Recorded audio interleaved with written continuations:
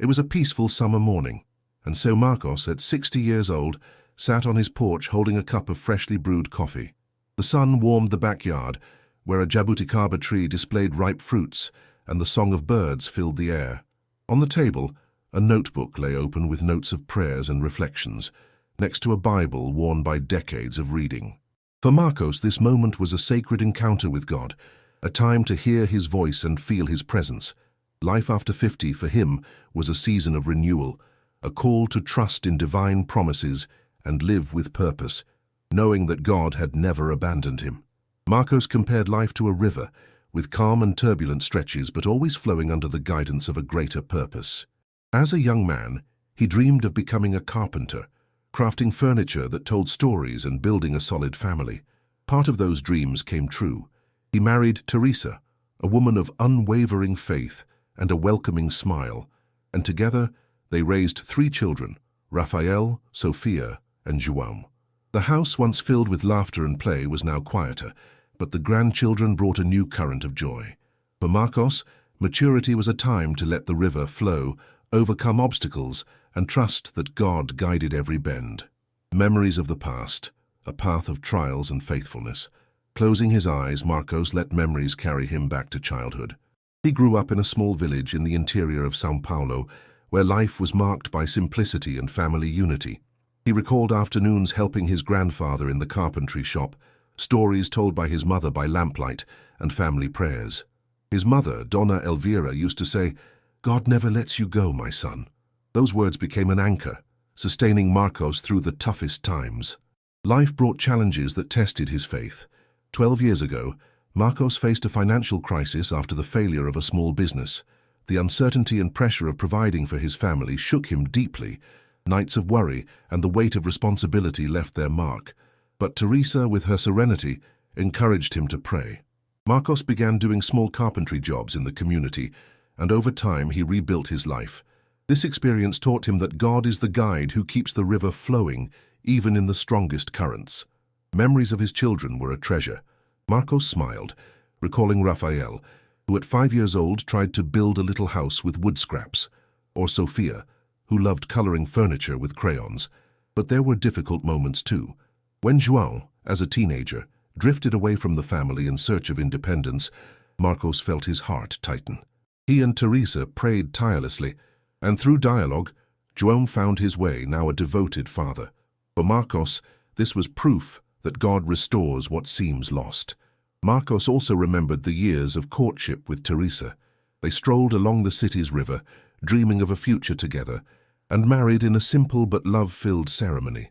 Together they faced ups and downs, always sustained by faith and partnership. These memories were like calm waters, bringing peace on days of longing.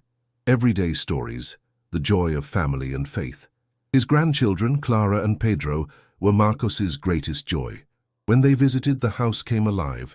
Clara, 8 years old, loved helping her grandfather sand wood and asked, "Grandpa, does God make furniture in heaven?" Marcos answered with a smile, explaining how God creates even more beautiful things. Pedro, 5 years old, preferred playing in the backyard, running among the trees or picking jabuticabas. Caring for the house was a source of satisfaction. Marcos kept the backyard tidy, with a herb garden and a vegetable patch planted with his grandchildren. The living room, with family photos and a shelf of tools, was a haven of memories. The wardrobe held letters Teresa wrote to him, and the kitchen displayed pots where she baked the cornbread everyone loved. For Marcos, the house was a home of faith and history. He cherished the scent of freshly cut wood, an invitation to create something new. Health required attention. Marcos dealt with joint pain and high blood pressure, but didn't let it get him down. He walked every morning, took his medications, and participated in a men's group at church, where they discussed the Bible and shared experiences. There he found friends like Sir Jose, with whom he exchanged laughter and advice. "Age teaches us to trust in the present," Marcos said. He believed that caring for the body was an act of gratitude, and nourishing the soul with faith gave life meaning. In daily life, Marcos cherished moments with Teresa. They drank coffee together, planned small projects in the workshop, or talked about their children. Sometimes they laughed over old stories, like the time Marcos tried to build a chair that collapsed on the first attempt. These moments strengthened the bond that had united them for nearly 40 years. Reflections. Faith as a guide on the journey for Marcos. Faith was the compass that guided the river of his life. Inspired by God's promises, he found strength to face any current. Every morning, he read the Bible and prayed, "Lord, guide me and sustain me." He believed God knew every detail of his journey, from silent tears to the deepest dreams, and that his presence was constant. Faith helped him navigate the uncertainties of maturity. At 60, Marcos thought about the future. What else does God have for me? Will my children be all right? Instead of giving in to fear, he chose trust. Inspired by the idea that God opens doors where there are no paths, he felt his life still had purpose. He wanted to be an example for his grandchildren, showing that faith turns the impossible into possible, and that age is an opportunity to live fully. Marcos also reflected on forgiveness. He learned that holding grudges was like damming the river, blocking the flow of peace. When he faced disagreements with a former business partner, he could have withdrawn, but he chose to forgive. This act brought freedom. Forgiving is letting the river run free, he thought. This practice liberated him, allowing joy to return to his life. Gratitude was a daily lesson. Marcos learned that giving thanks changed his perspective. He noted 3 good things each day, from significant moments like Clara's birth to simple details like the taste of jabuticaba. When we're grateful, the river shines brighter, he said. His gratitude notebook helped him find beauty, even on turbulent days. Marcos also thought about time. With age, days seemed to flow faster, and he wondered if he was living fully. Have I done enough? Have I left a legacy?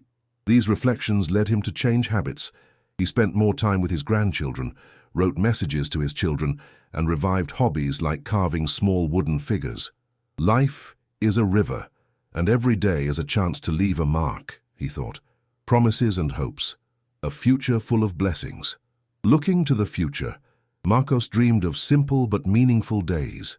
He wanted to see his grandchildren grow, perhaps travel with Teresa to a mountain town, where they could enjoy nature and peace. He dreamed of creating an album with family photos and stories, not out of vanity, but to leave a legacy of faith. "I want my grandchildren to know that God is faithful," he said.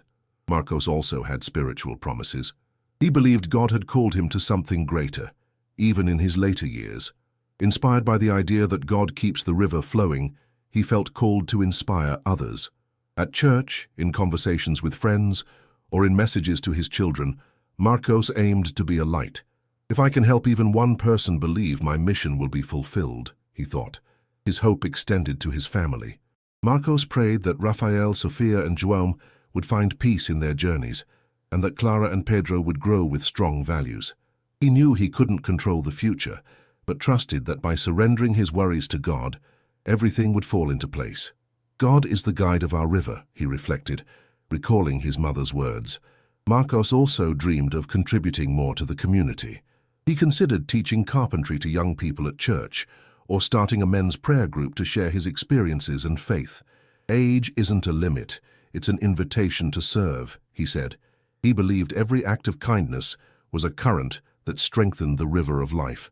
Life as a river of faith. Marcos compared life to a river. Each phase, childhood, youth, maturity, was a stretch of the current.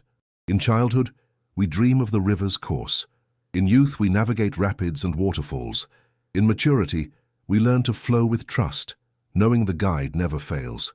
At 60, Marcos felt his river still had many bends ahead, full of new landscapes and purposes.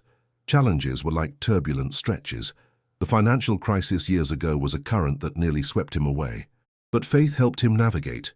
He learned that God is the guide who points the way, even in the roughest waters. The river isn't always calm, but God never lets us sink, he thought. Faith was the compass that guided him, and love was the force that propelled him forward. Marcos valued the little things. A hug from Pedro, a picked jabuticaba, an answered prayer. These moments were like crystal-clear waters where he refreshed his heart. His gratitude notebook helped him notice these pauses, even on busy days. "When we give thanks, the river comes alive," he said. The power of fellowship. Marcos learned that fellowship is a force that renews the river's flow. In the church group, he found support and friendship. Sharing stories, praying together, and laughing with friends was like finding a quiet pool on the journey. "Together we are a strong river," he thought. He believed God's presence manifested in unity, bringing peace and purpose. He also valued